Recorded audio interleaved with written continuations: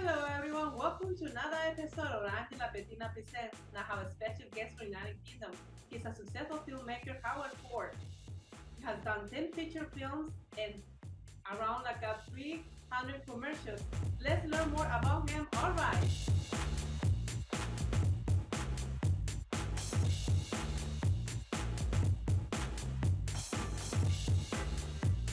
Hello, Howard. How are you? How you been? Angela, I'm very well. All the better for seeing you and finally meeting you. What a pleasure it is. Thank you.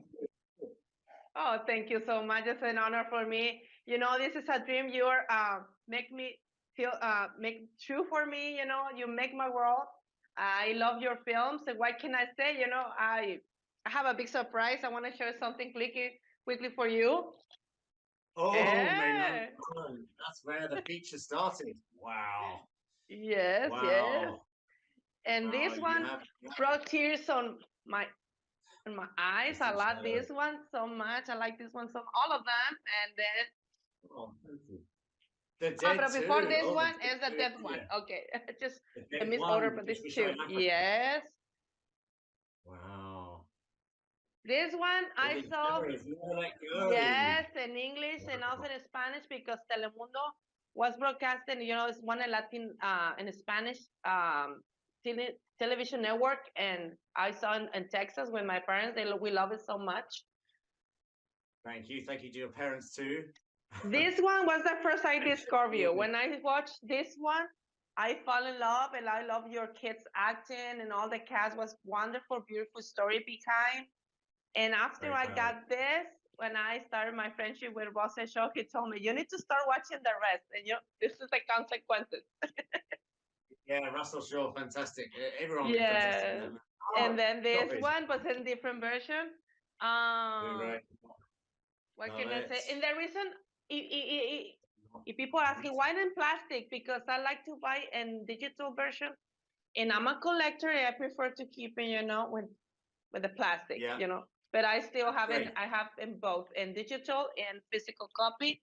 And the last one, and because I'm still waiting for more your upcoming feature films, The Ledge, this one also in digital and in this version.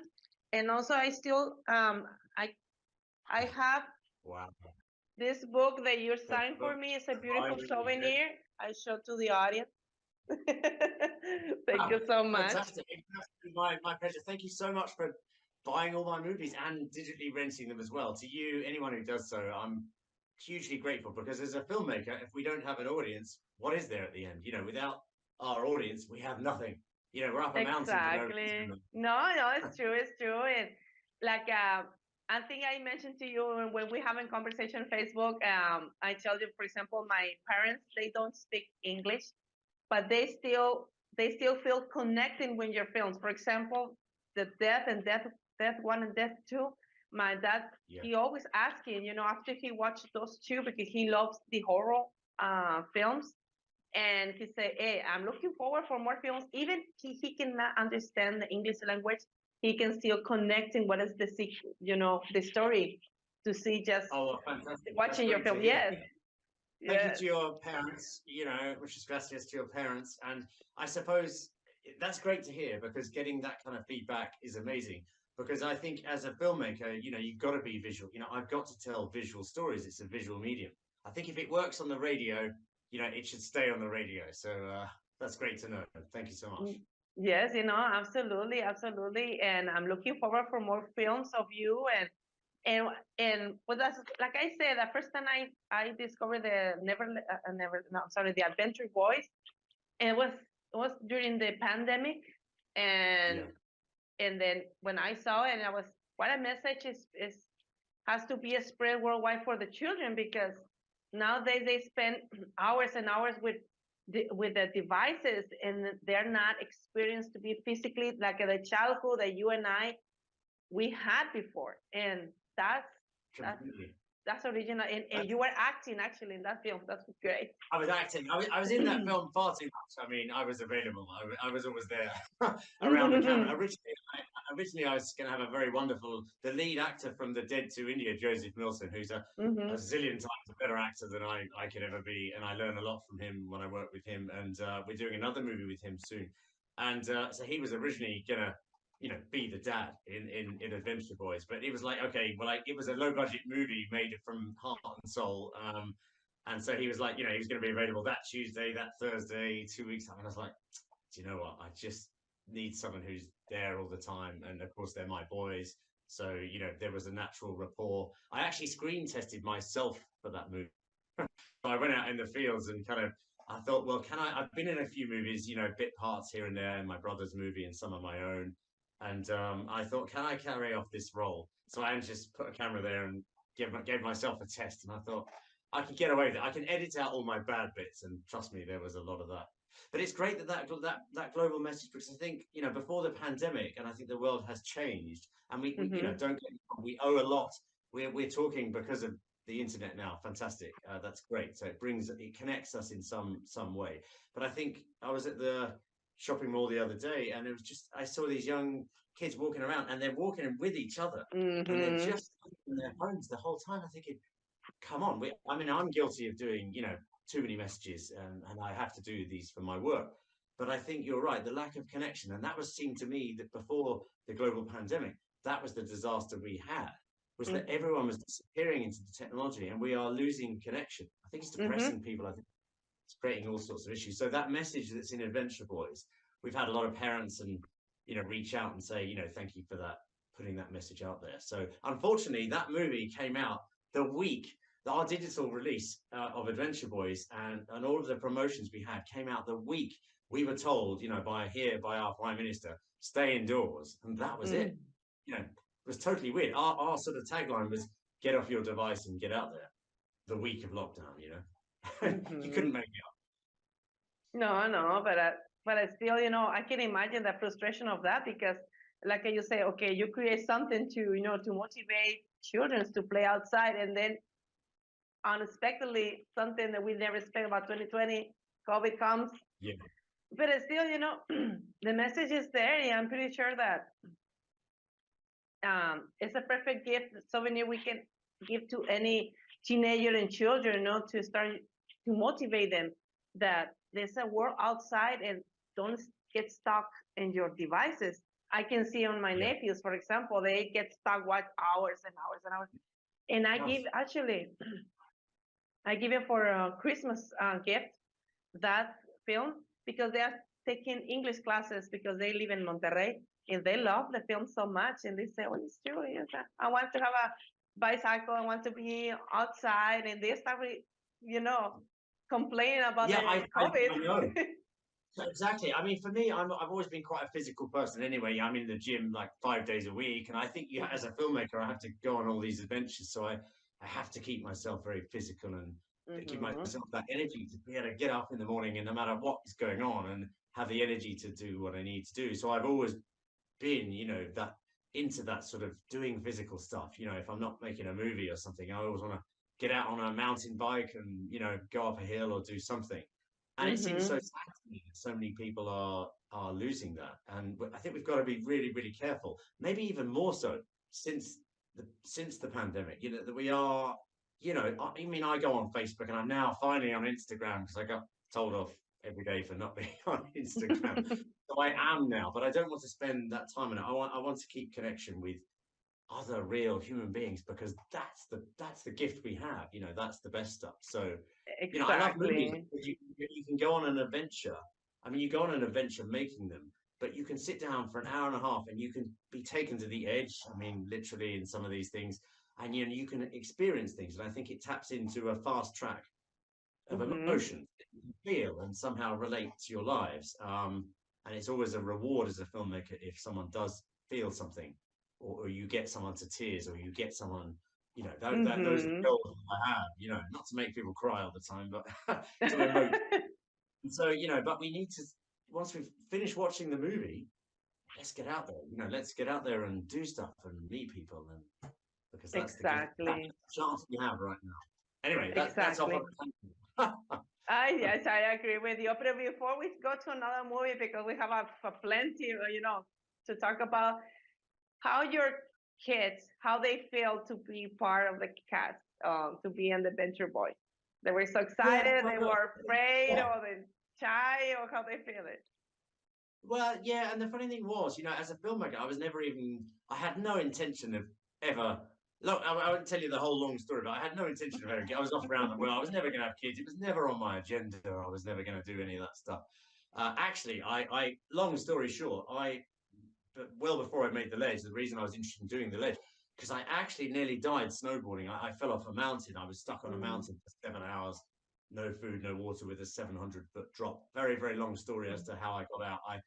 I didn't just think I was going to die. I was 100% certain I was going to die. It was over.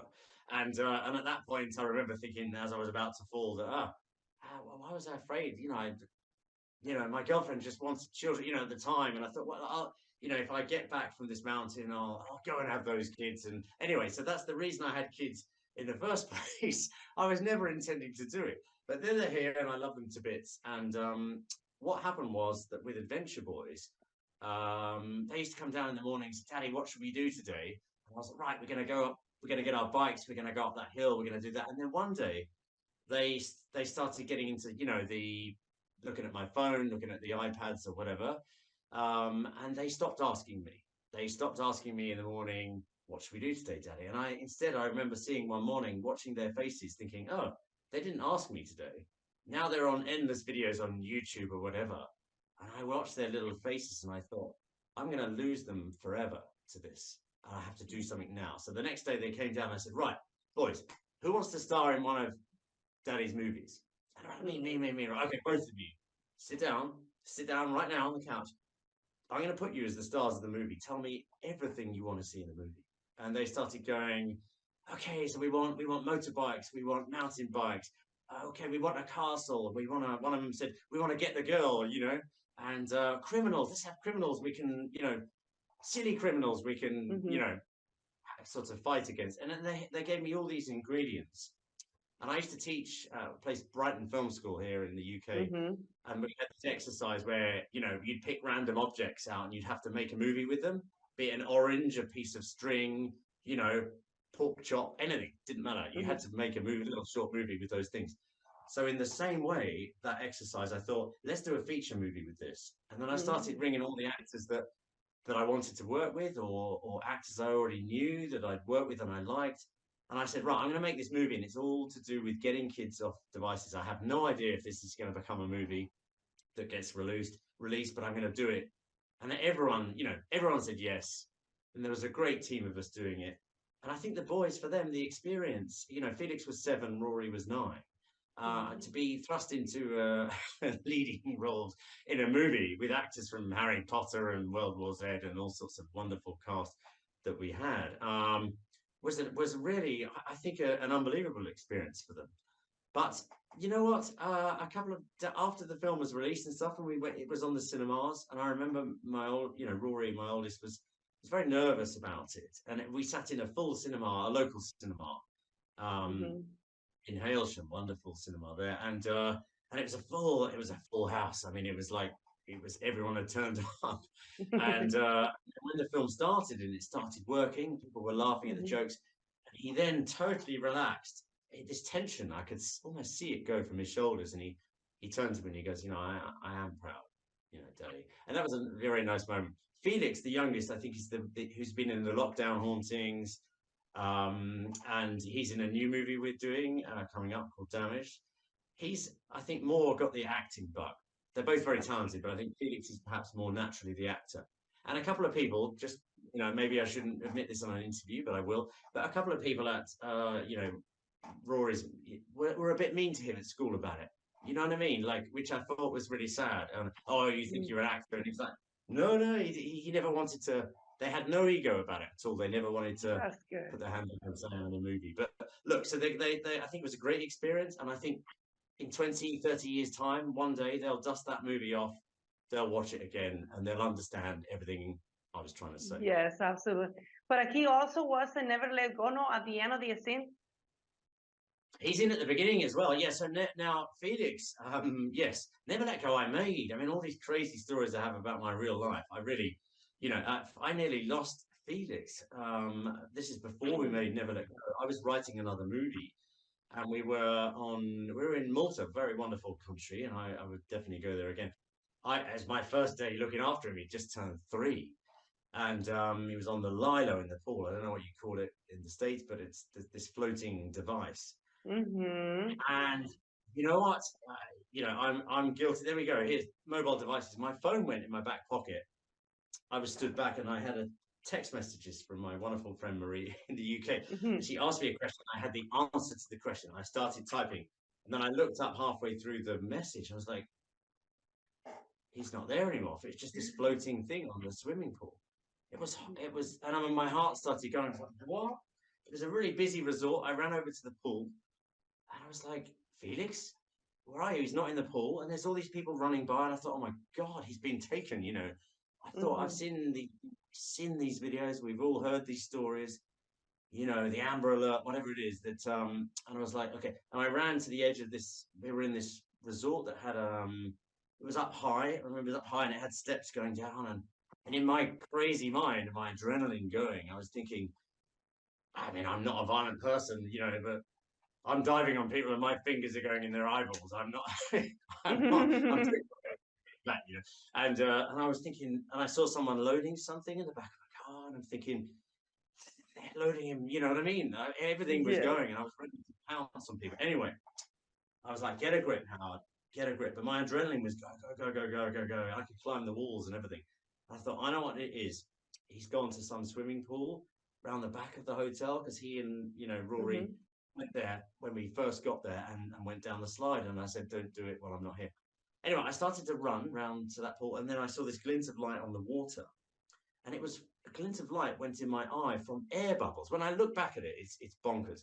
And the glint of light caught my attention as I was running, and I stopped running, and I went to the pool, and there was a shadow at the bottom, which was Felix. And I thought, that's it, it's over. And my life's over, his life's over, it would be over, right? And I dive in the pool, and he was in the deep end, and I get him, and I couldn't even get to the shallow end and keep his head out of water the whole time. It was a nightmare. So, and I'm telling you this story for a reason. So I shook him, and I was like, oh my God, this is it, it's done, it's over. And I shook him, and he coughed, and he spluttered, and he vomited on me, best moment of my life, having him back, so he was back in the world from where he'd been, or where he nearly went to. So I was writing another movie, and I thought, oh my God, I've had this experience. I have not carried this child inside me for 9 months and committed to the physicality of birth, my contribution is limited. But I thought, right, why haven't I seen a movie where a woman uses all her internal and external strengths against all odds, because when I think back about, what I thought had happened to Felix, I'd still be out there now. I don't think I could have ever got on the plane and gone, we had a good search, but hey, that didn't work out. I'd be there now. I wouldn't have left, I would never have left. And so Never Let Go kind of came out of that. And I'm a believer as a filmmaker in always trying to find some sort of truth within the fictional circumstances. It doesn't matter if I'm, making Escape, where I'm making, whatever type of movie I'm making, I'm always trying to find just a little bit of truth. So with Never Let Go, I had some truth. I had my belief, and I had my experience, and I thought, let's have this as a female-driven movie, because there's kind of not enough of them, let me say, and I've made a few of them myself. So this is a long answer to your question, Angela, but I wanted to get that story out, because those incidents, is when they happen in my life, I try and turn them into something constructive. I look at the disaster, the mobile phone situation, Adventure Boys. I nearly died on a mountain. It's not my script. Tom Boyle, wonderful writer, his script. But the reason I was attracted to do that movie is because I'd been hanging on the side of a mountain, so I felt I had a little something to say about that. And Never Let Go, and Angela Dixon, who I've worked with on a number of movies, including the Lockdown Hauntings. She's also in Escape too, and we'll get to that. But she did an amazing job in Never Let Go. We shot in Morocco. There's a little bit was done in Spain, and there's a little bit set in the US as well. But tough movie to make, running around the streets of Morocco.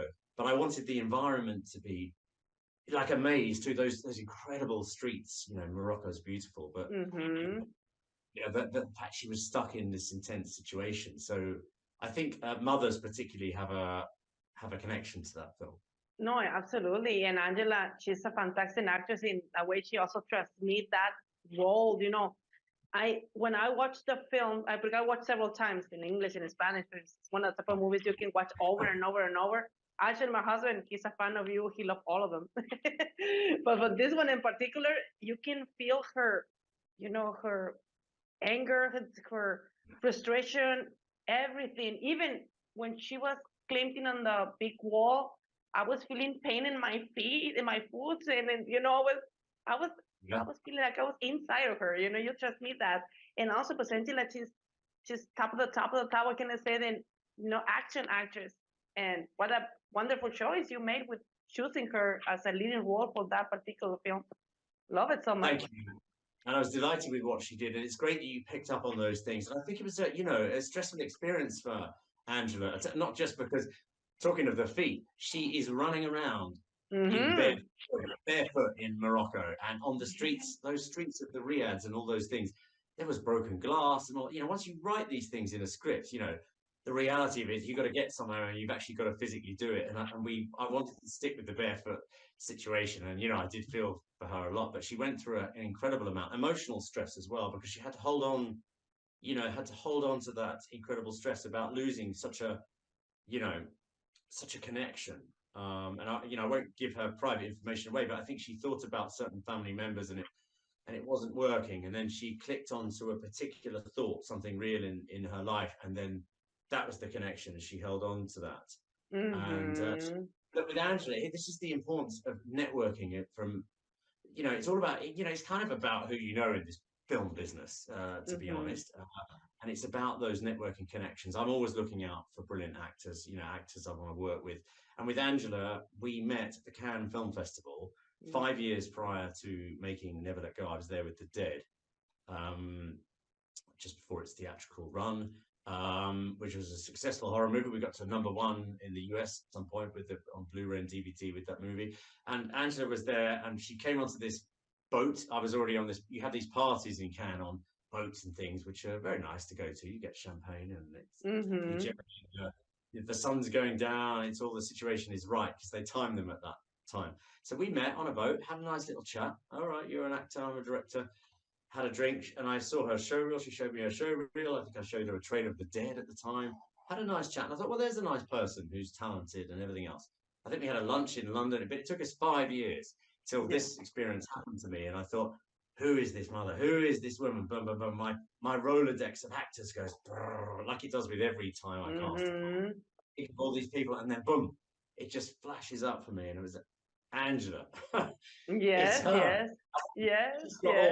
She's very physical. We were both. That was something else. We were both into our gymming and running and all this sort of stuff, and I remembered that. In fact, when we were shooting Never Let Go, we had in the morning. We said, right, 5 o'clock in the morning. I think it was every morning, 5 o'clock between 5 and 6. We're going to set a gym up on the roof of where we were. When the sun is rising, we can go up there and we can set a gym. We invited everyone. Angela was the only one who ever showed up. So each morning when shooting, we would do a workout on the roof as the sun rose. Incredible stuff. That has a place in my heart, that film. Not easy to make, but then movies are not easy to make. Doesn't matter if you're sat in a house making a movie, they have their technical challenges. I'm sure you know too. Wonderful cast.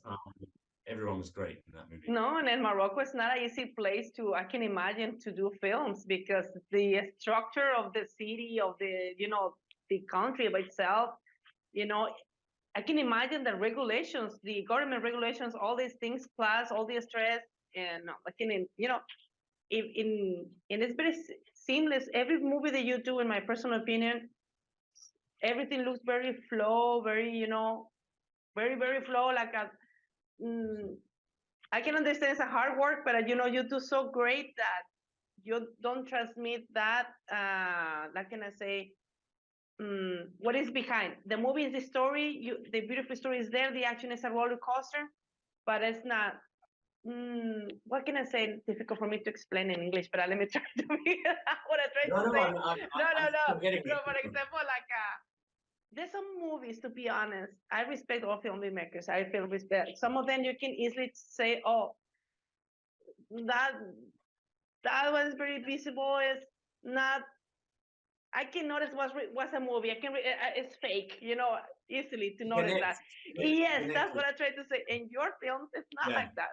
Even let's go, for example, Angela Dixon was Never Let Go, Adventure Boys, and then Lockdown Hauntings. That's the best example we can get, because that one you did everything by yourself.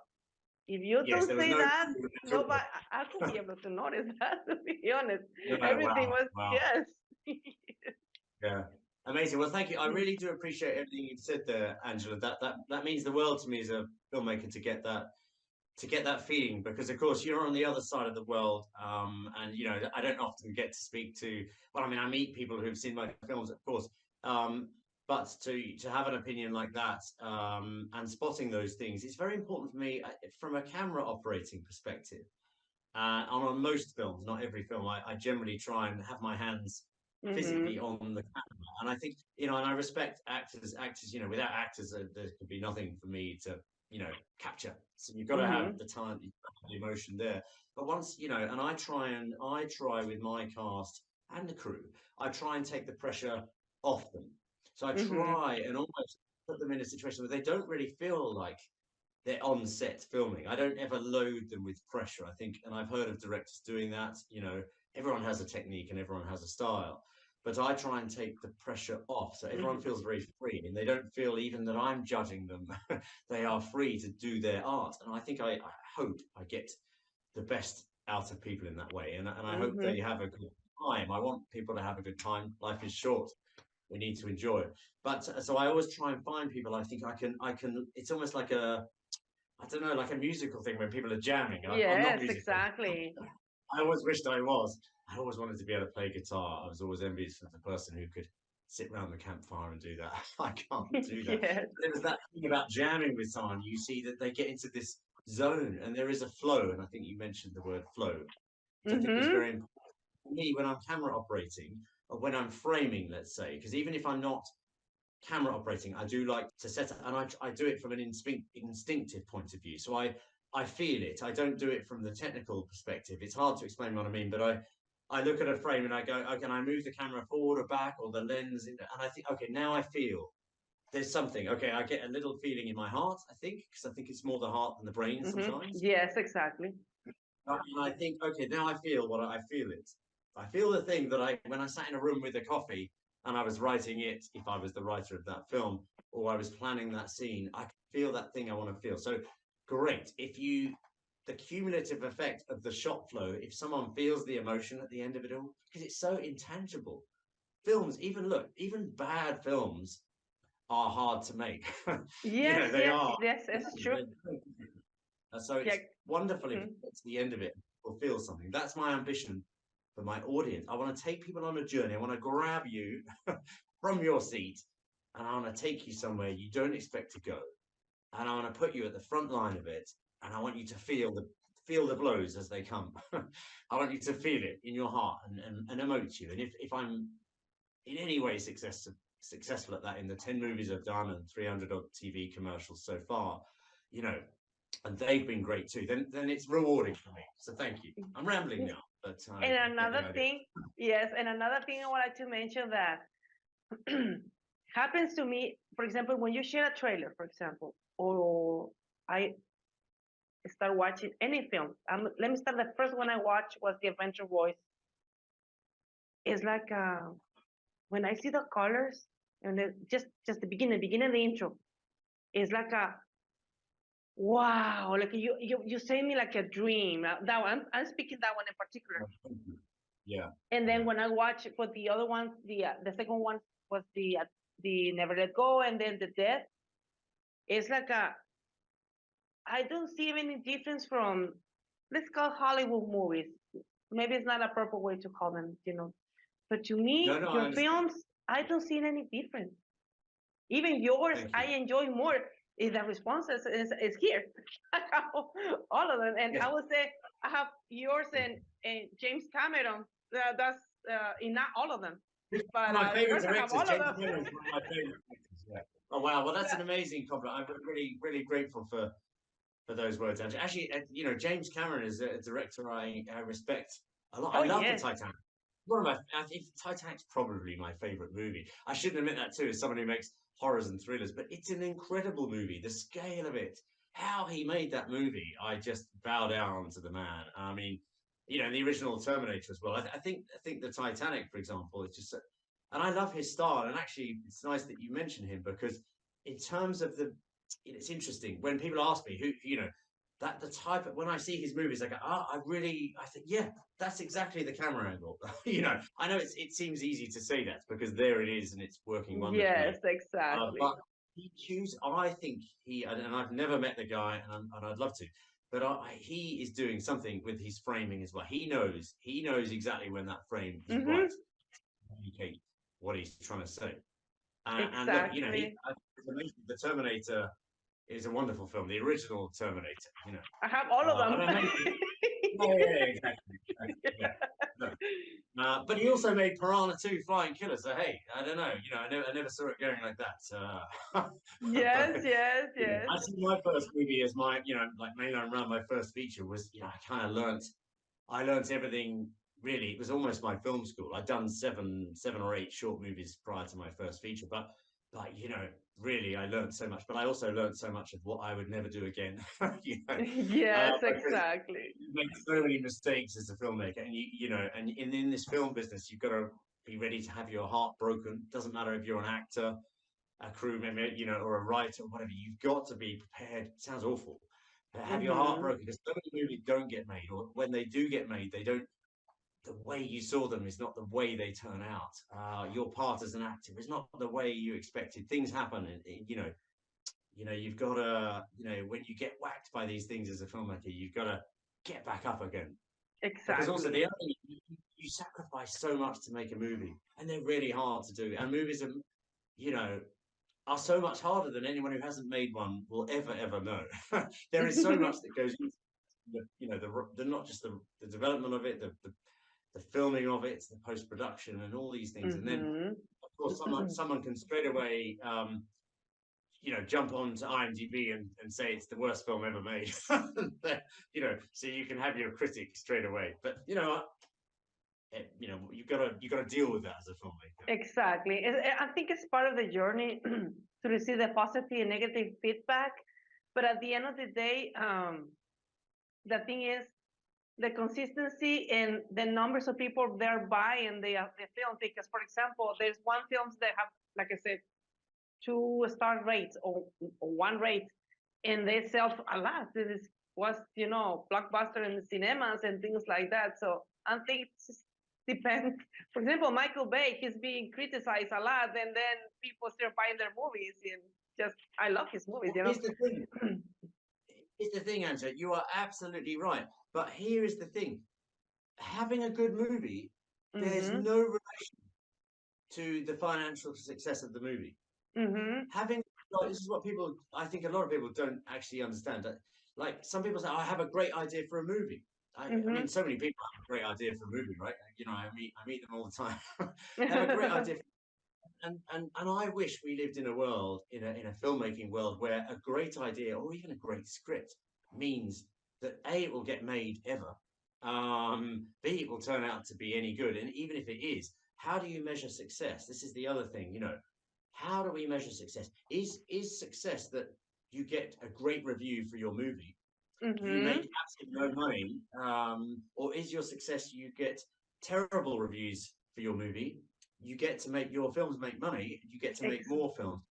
You know, there's no, it's all off kilter and it's all off balance, and you've got to that noise as a filmmaker. You've got to stop listening to it and just keep moving. Exactly, exactly. This is something I like from Michael Bay. If he's watching my podcast, my admiration, Yeah, respect to him. He says, "I don't care people say about my movies are popcorn movies. I don't care. I just entertain it, teenagers, and that's it." And he Stuff loves is it. really He does great. it has its place. It has its place. I think as filmmakers, we shouldn't be fighting for the same space. You know, and also we Exactly. shouldn't spend any time being envious of what, you know, with any walks of life. It doesn't matter if you're a hairdresser or, you know, or you, whatever you do. You know, we shouldn't Yes. spend time thinking, you know, oh, that person's getting more of what I want. You know, I think we spend so much time in the world being absorbed by all these things, or being, you know, as an actor, of course, you always think, well, I could have played that part. I could have played Hmm. it better.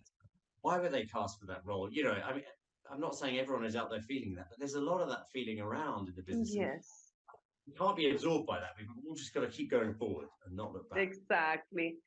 And how another question, speaking about the risk and all these things, because be a filmmaker, no matter, like I said, bad or good, it's a lot of work, it's a lot of risk. For example, for the lockdown, I remember like I was yesterday.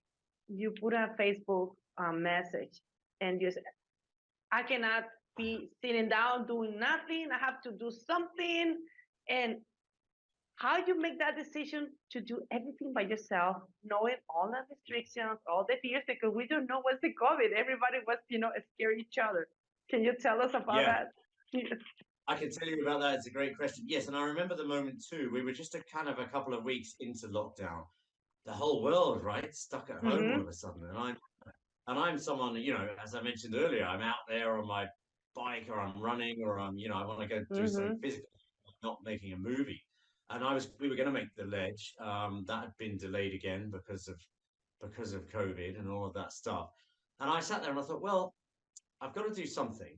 And I thought, well, here's the thing: as a filmmaker, you've got to use what you've got. I always say to new aspiring filmmakers, you know, use what you've got. If you've got an amazing location, if you've got a great tree, if you've got a great car, if you've got a great outfit, or you know, what have you got? What have you got? What have you got? Mm-hmm. Base your film around that. Start with that. Start with something real, and then work it out from there.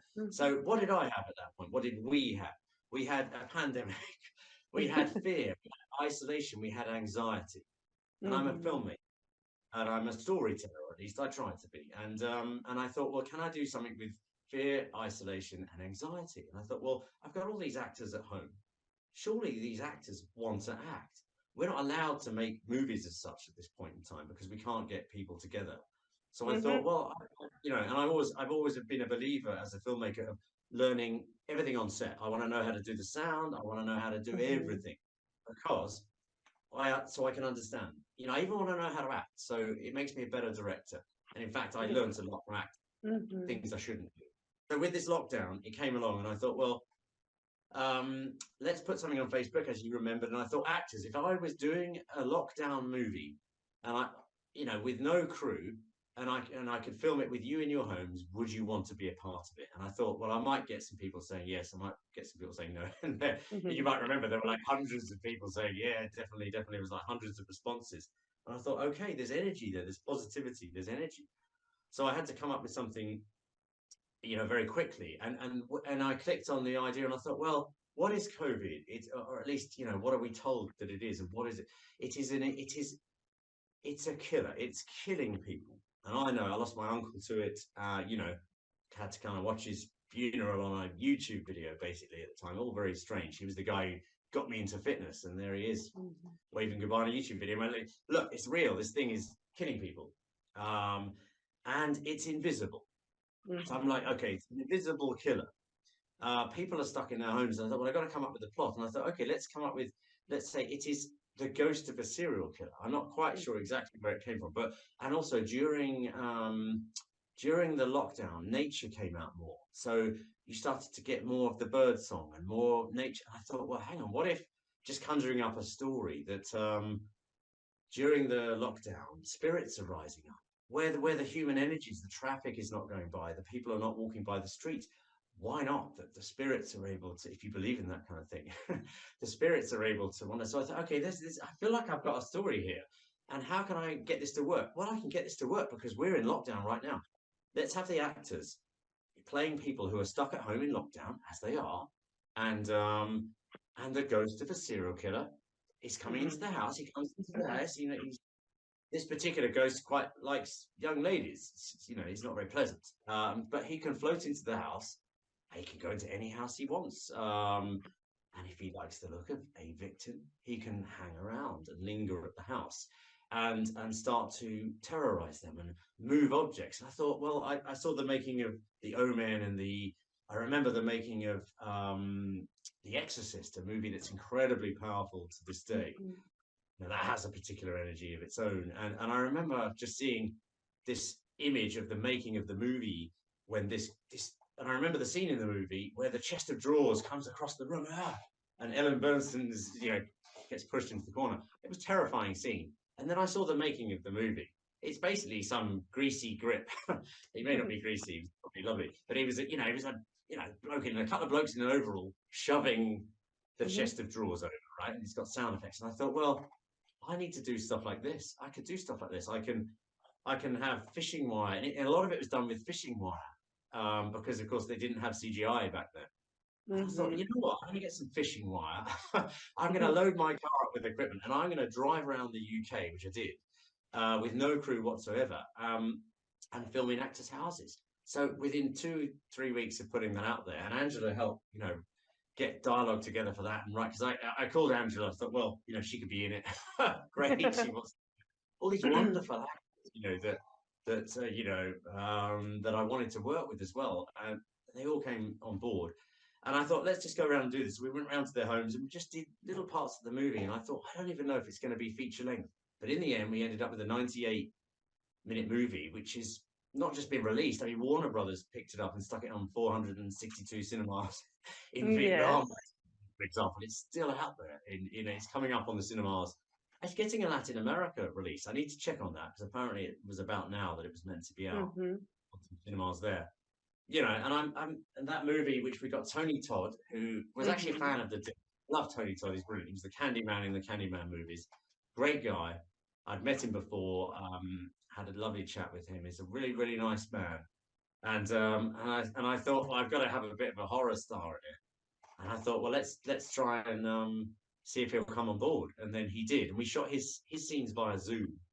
But everything else, I wanted to do proper, camera movement, steady cam and tracking. And I wanted to do all the cinematic stuff. And it was an amazing exercise of me being able to do it as without any crew. I mean, if the actor had like Tiffany Hannam Daniels, her mum, I was super lucky to work with an amazing cast on the Lockdown Hauntings, Sarah Jane Potts, Heather Peace, and also Justin Hayward. I'd worked with also on Adventure Boys, and of course John Campling, who was another ghost hunter in Lockdown Hauntings, but also he was our villain in Adventure Boys. Wonderful actor, always loved working with him. Just a great cast. I was really, really lucky to be able to do all that with Lockdown with such talented people. Ksenia, who was in that, a wonderful friend, Tamara, who ended up working as a co-producer on Escape, which we'll talk about. So there were a couple of times when I had some people to help out. Joseph Millson, actually, because Jessica Millson is Joseph Millson's daughter. So when I was at their house, there was another person to pull wires, hold microphones. That was just random chance. And these people were great, but we just did it with no people. And then I went from that to The Ledge, which had a crew of 64 people. A totally different experience, but a really nice lesson, really good exercise. Yes, no, and like I said in the beginning, it's seamless. That there's very few or no crew at all, because it was perfect. The film is, the story, the visual effects, and I remember you post the knife was preparing to shot, and I saw that you stick in the wall or something. I saw it in your Facebook, but actually when I watched the movie, I didn't. This was seamless completely. Looks like a After Effects or something. It's literally it's like having I've got a pair of scissors there. Just having these scissors sort of fly across the screen was like we put fishing wire, and I remember just I was actually doing tracking shots towards it, so I'm moving the camera and then pulling the fishing wire, so doing the special effects at the same time. It was totally crazy. It seemed so ridiculous, the whole thing. Of course, we did have to do some areas of where removing the wire in visual effects, and there are some moments where we had to enhance the visual effects. The other thing was funny, the locksmith who did it, Russell, Russell Shaw, great actor, love working with Russell, Yes. lovely man as well.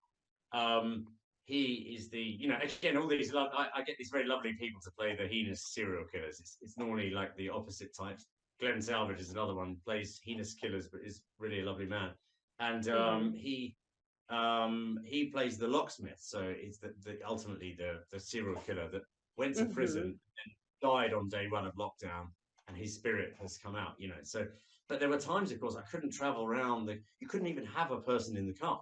So when I was then doing something at someone else's house, the only way to do it, I then had to sort of dress up as the ghost of the box, set the camera up, run into the shot, and then, be the sort of ghostly figure.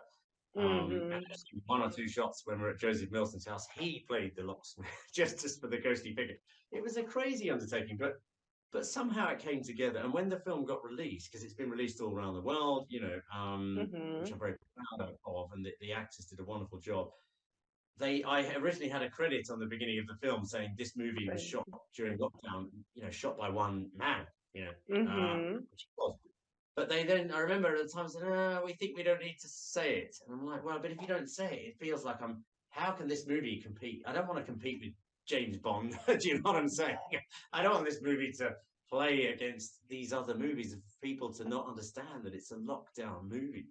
It's made, on nothing, and, just with people's talent alone. And then in the end, they moved that credit to the end of the movie. So I think a lot of people have no idea. They watch the movie, they would have no idea how it was made, which is great in one way, but also, I think the story behind the film had something to offer as well. Exactly. There was a challenge for every aspect, because, like you said, was during the restrictions. Nobody knew what the COVID was the effects, and then, like you said, put your hands on it in every aspect do everything for the production. And that one, I can imagine all the confidence you could be able to build yourself to put your hands on it for all projects. And yes, and then the Legends also was the screen also during the pandemic, because it was 2021, right? It was, so it was still restrictions. There were still restrictions, and we had to do all the COVID testing, which is a total pain. And of course, if anyone had got COVID, the whole thing would be shut down. So yes, after the Lockdown Hauntings, it was straight off. So if I was going to edit the Lockdown Hauntings, I left my wonderful editor. I remember, Howard, because I following your Facebook. I remember it was a couple of months, and then and I was, oh my God, unstoppable. It's a roller coaster. Director, one and then to another one.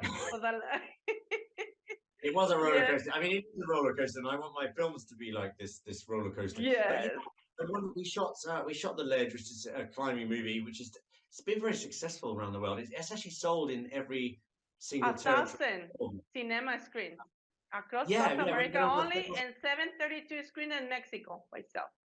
That's it. 730 screens in Mexico alone. Yeah, done your research, and it was 1,072 screens in total in Latin America, and it's had quite a lot of countries that have given it a decent theatrical release, and it's been doing, it's been doing well. It was not an easy movie to make. I mean, are they ever? But one thing I'd say is, when they say don't work with children, don't work with animals, don't work with snow and water, let me just add, don't work at height. I tell you, it's so tough. And when you watch the film, I guess, let me put it this way: for every 10 shots you can get on the ground, working at ground level, like most movies are on the ground, I think you can get 3.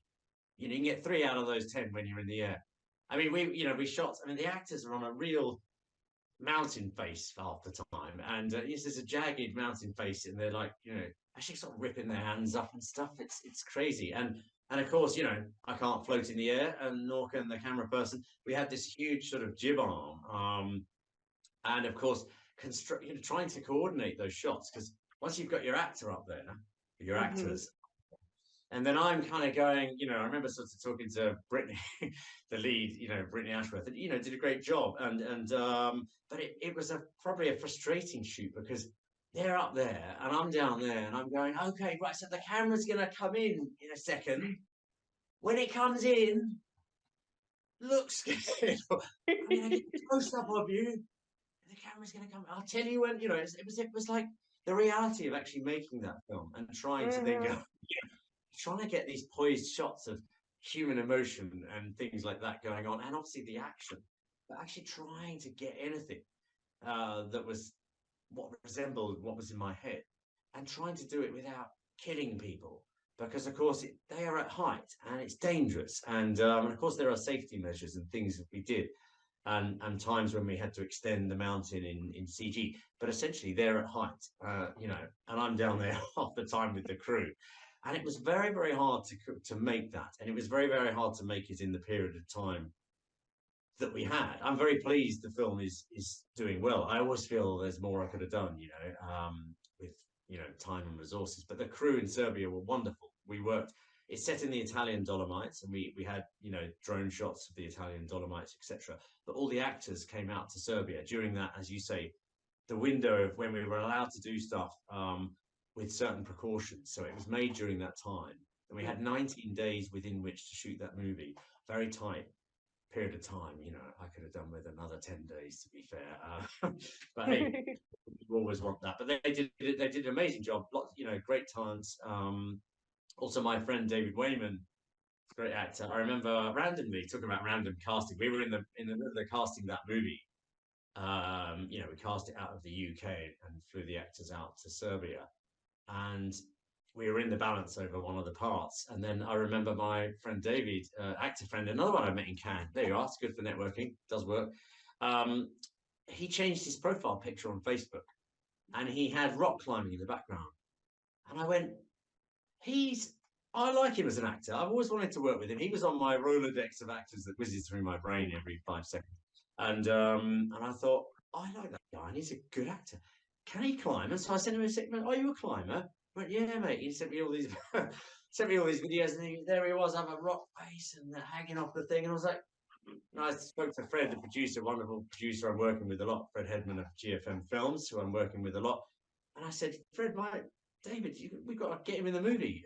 And actually, it was great that he was, because he was the guy who knew how to climb. And actually, when he does in the earlier stages of the movie, he's climbing that rock and he does a fall.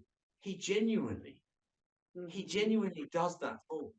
I mean, he was like ripped up his hand. I probably shouldn't admit this, but it was like seriously dangerous. The guy was actually, you know, no gloves, and had to fall from point A on the mountain to point B and grip onto the thing for real. And so I don't know how many people actually know this, but, you know, so it was, you know, it was incredibly dangerous stuff. So, you know, respect to all the actors, but, you know, yeah, David Clement real. And of course, now we've got a couple of new movies coming up.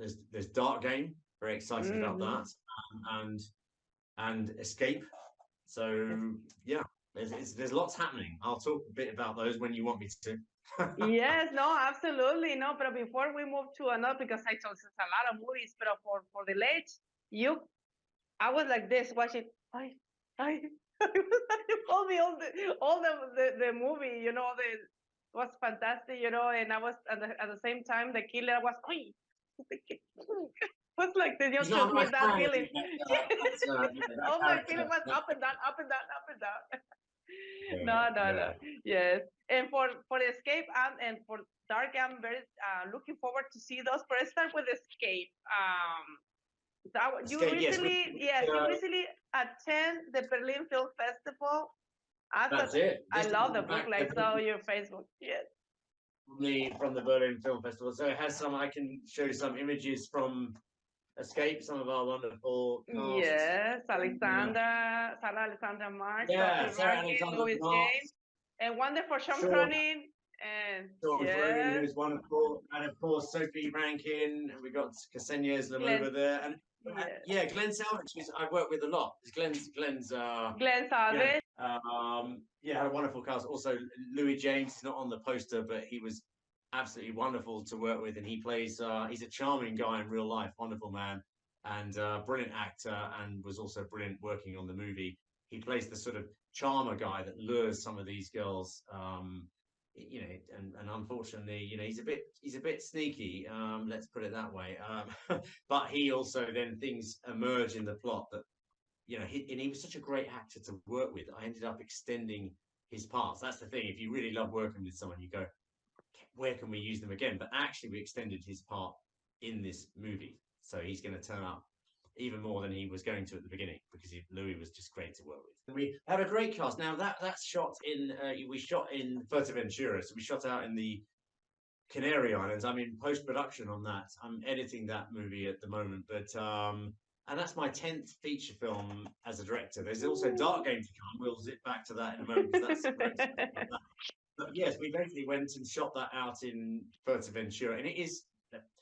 Say something about the plot. It's basically 10 girls get kidnapped from a sort of sunshine-filled, a lovely holiday resort by this horrible criminal gang who are basically going to sell these 10 girls to a mysterious overseas buyer, and they're going to ship them in a container ship. It's kind of horrible scenario, right? You know, it's not all happy days and adventure, but to ship them in a container ship and sell them, you know, for trafficking purposes to overseas. Now, these girls are not going to take it lying down, and that's the point. So they kick back at this horrible, horrible gang, and you know, led by Sarah Marks and Sophie Rankin, the characters, you know, start to hatch an escape plan without giving too much away. Not everyone's going to make it, but some people may break out and find themselves in the middle of the desert, because basically this, where the girls are being held prior to shipping, is underneath this incredible sort of villa. I just, you know, wanted to stay in all these. I'm an adventurer. I wanted to stay in all these amazing places and you know, have a great time and make a great movie that people would want to see. So I've kind of gone back to, you know, I say the movie's a bit kind of old school in a way. Reminded me, because I grew up with movies like The Hills Have Eyes, and these movies that took place in these sort of desert environments, and I was a big fan of Sergio Leone. You know, he's a big influence on me. You know, the spaghetti westerns and some of those movies. So I've tried to put some of those influences, you know, in the movie, and give people these big vistas, but with I hope, a gripping story that they can get behind and just go on a bit of a blast. So that one is in post production. It's already selling. It's already got some cinema release deals, so it's going to go on cinemas definitely. And coming up later in the year, but that will be quite a few months until that's out. But you know, the cast and the crew, you know, everyone did just a fantastic job. I so loved working with Sarah Alexandra Marks, who's just got a mesmerizing quality in every frame. She just did such a fabulous job, and is, you know, really someone who's on the up, and I think is a fabulous star of the film. You know, Sophie Rankin did an amazing job too. You know, both superstars really, and just really went for it, running around the canyons and the deserts, you know, not always in the easiest conditions. And so, yeah, can't wait to share everything they've done. Just a super team, both in front and behind the cameras. And they were really wonderful to work with. And again, no egos. Everyone was just, you know, small band of people flying out there. And we worked with local producer Patricia Kotnick, who was brilliant. And, you know, just had a great time and did, I hope, great work. But it was running around in the dust and the sweat, and, you know, that's what it's all about. I'm looking forward. I'm pretty sure that it's gonna be another big roller coaster hurricane film that you always do, and what can I say? Fabulous cast and all of them I love so much, and I'm very happy. I'm sorry to say this. I'm so happy you Sean Connery is in your film. I like him so much. Sean Connery is fantastic. Now, Sean Connery is great. He's you know, super actor. He's been in like 100 odd movies, including, you know, like Mission Impossible, Rogue Nation, a couple of the Bond movies, and, you know, he was like one of the first faces you see in The Mummy, and he's a horrific, you know, he's a horrific villain. Wonderful to work with. Great fun. Yeah. I mean, here's the thing with Escape. I wanted to be really visuals. So I've got a bad guy who looks like a bad guy. I've got a guy with an eye patch cleansed up. I mean, it's just like Yes, both of them. Yes. the girls are beautiful. The locations are beautiful. I mean, I'm just gonna take things and make them larger than life. It's my 10th feature film, and it's one of my indie movies. And the great thing about doing those indie movies is I can kind of sort of do what I want within the limitation. People having a good time and everything else. And so, yes, everyone was brilliant to work with, and Sean's the most horrific villain.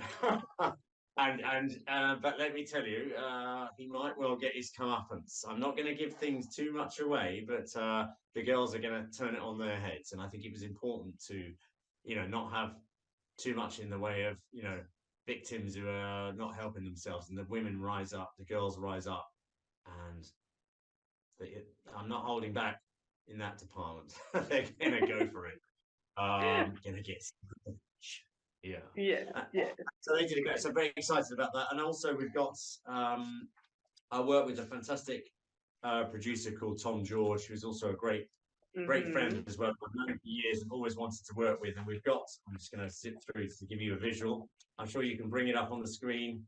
Highly professionally, but we've got Dark Game as well coming up, which stars. Yes, when Sophie Rankin is going to be. Sophie's in it. Sophie's in it as well. Now it's starring Ed Westwick, who was. I love the posters. All of them, they're fantastic, but that one in particular is so beautiful. I like it.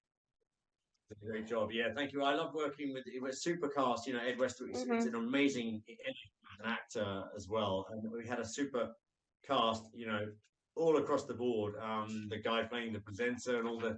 I'm not sure how much I'm allowed to show, but I think we can flash a few images from the movie. And, yes. Yeah, I love working with Tom George at Happy Hour. He's a guy I've known for years. Again, we knew each other networking down in Berlin and Cannes and things. And we were always like, one day we're going to work together. And then he called me and said, do I fancy directing this movie? And it was originally called, I hope he doesn't mind me saying, it was originally called Russian Roulette, the movie, because the game inside the movie is called Russian Roulette.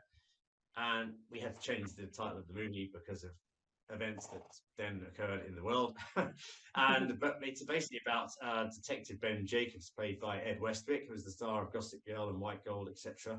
Brilliant actor, who is playing a detective who is trying to bring down this heinous masked killer who's kidnapped people and is forcing them to play a game of death online. So you can watch this game in the movie online and take bets on how they're going to be killed and participate.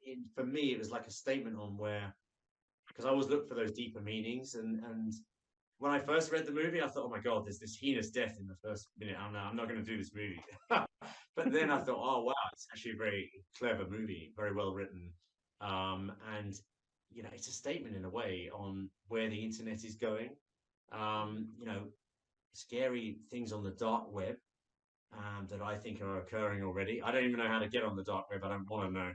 Please don't tell me. But anyone who's watching, but there is this world we know of, and that dark things are going on. And in a way, it was a statement on that. So I hope it's a really gripping movie that takes people on this journey into that dark world while they're trying to bring down this game. Very excited about that. Awesome. I'm looking forward. I'm very anxious for it, and I'm pretty sure that, what can I say? Another 2 more in my collections. I cannot wait for those. Well, fantastic.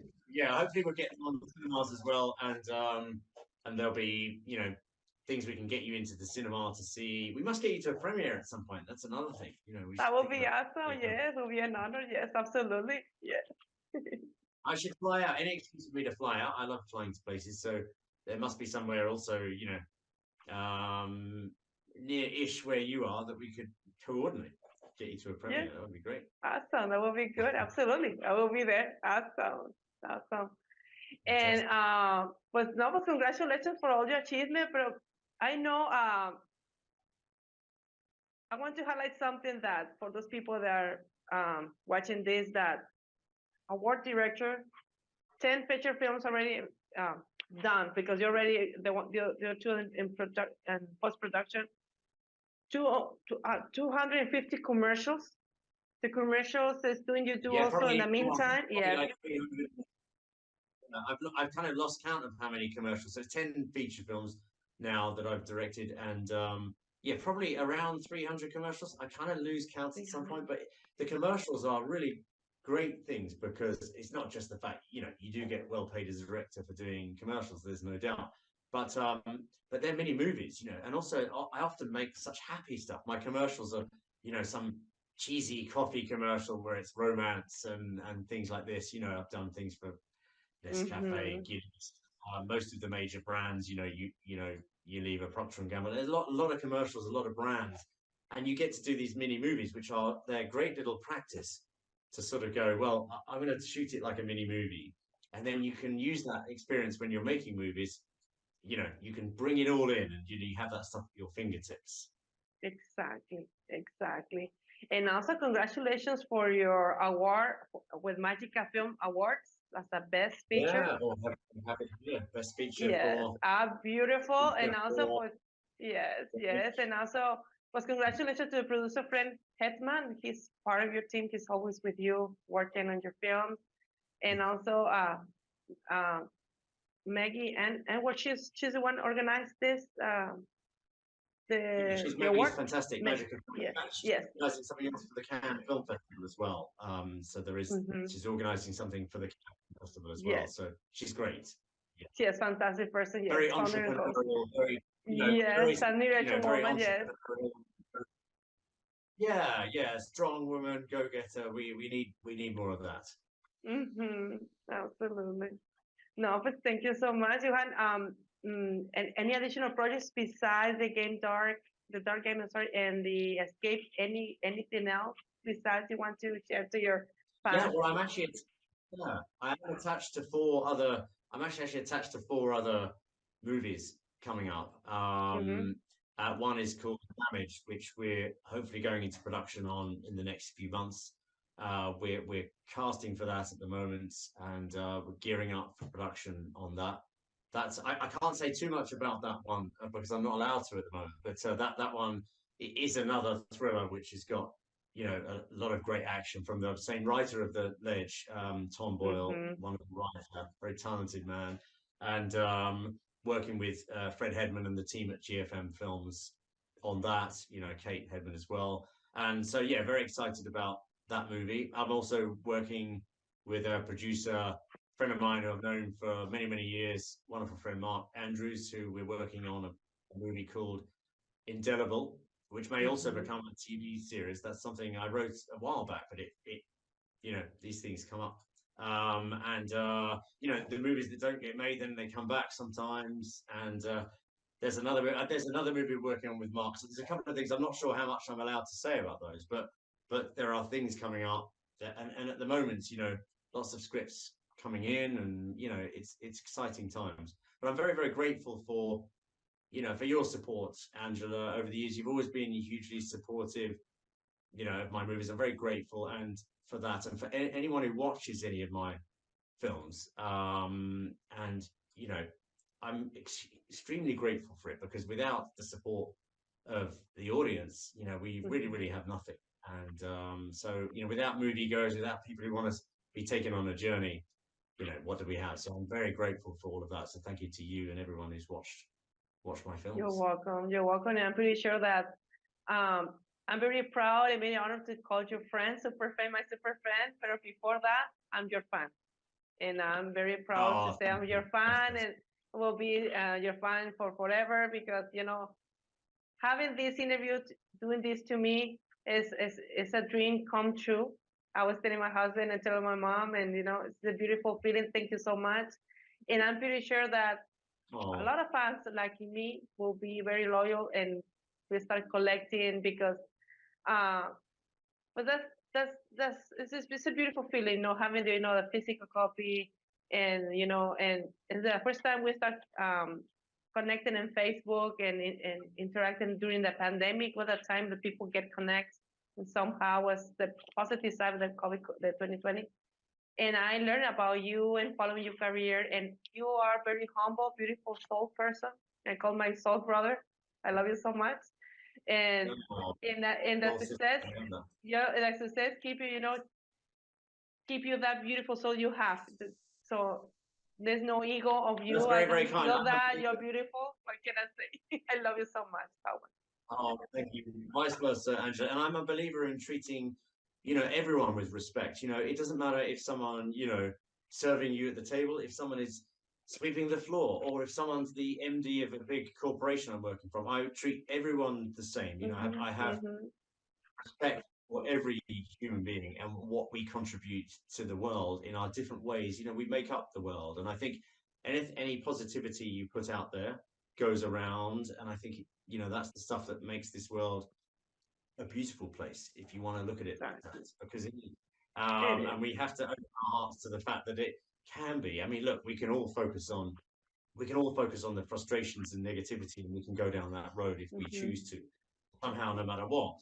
And I think it's, I want to put this out there to anyone who's trying to make something, be that a film or a project, and is that sometimes if you don't look at the whole journey in one go, it's like, just look at each step and just go forward. And, anything is possible. We can achieve anything.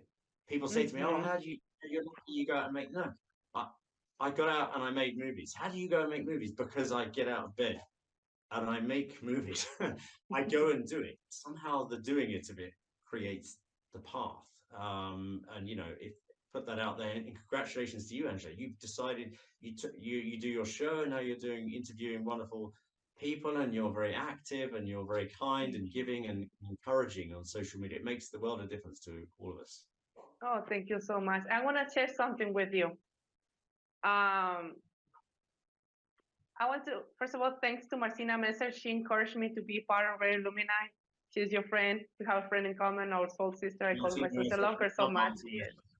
Yes. Yeah. And she encouraged me, just get into the radio, English is not my first language. Sometimes I have difficulties when I communicate, and something I'm working on every day to improve that skills. But when happens with Lockdown Haunting feature film, and you says, no excuses, I have to do it, move forward. You bring me a lot of impact to me to make the decision to be in a radio show.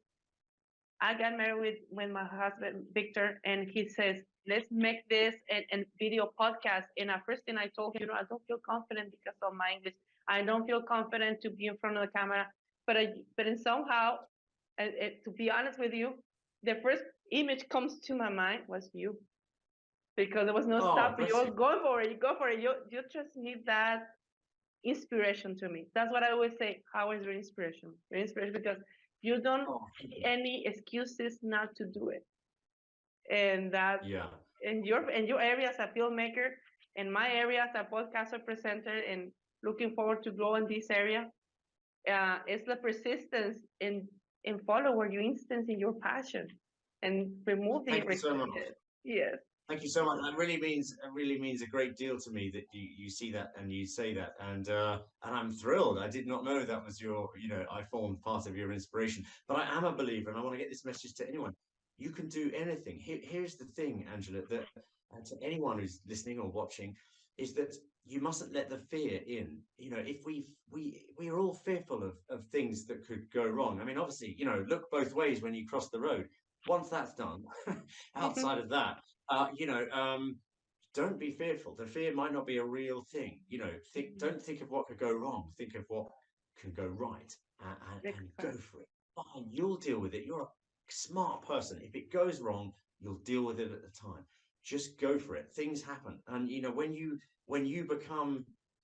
are the moving train, when you are the thing that's driving it forward, suddenly people want to jump aboard. It becomes a real thing, and they can see it and they can sense it. And you have to go for it. Respect everyone. Go forward with whatever your dream is, because here we are in this world at this very moment. We are on stage. We don't get to be here for that long. Go for it. And treat people well, and just go for your dreams. We must all do that. Very beautiful, and actually, you give a beautiful, to share this, because normally I always ask to all my guests what advice you can give to those people who wants to reach their dreams in the film in the film industry, when in industry. Now you come up with a beautiful quote, and thank you so much. My number one piece of advice when I'm at film school is is actually to be nice. Number one, the number one thing is to be nice to other people, because also everyone talks, everyone talks about what everyone is like, with actors and crew members, and we all sort of reference each other, before, even before sometimes I do an interview with someone, you reference someone else, or you know what I mean, you reference people. So I think it's important we all give that positivity, but to follow our dreams, I think we owe it to ourselves. If we don't do it, who's going to do it for us? Exactly. You just got to go for it, people. Absolutely. So beautiful. Pues thank you so much, Howard. Nice to meet you. Finally. Wonderful to meet you, and really wow. Thank you so much. It's been a great pleasure to talk to you, and thank you for having me on your show. And can't wait to play the next one with you. Absolutely, absolutely. I'm looking forward for more interviews and to do follow up with your career. And I will be continue sharing the recommendations of your films and to the fans and all these people around. And congratulations for your achievement. Congratulations for the upcoming projects. I'm looking forward for your Dark Game, Escape, and for more films of you. And thank you again for bringing so much inspiration, not only to me, I'm pretty sure for many, many people who are watching this podcast will be listening to Red Illuminate and also an Apple podcast. Thank you so much. Thank you so much too, Angela, and all listening.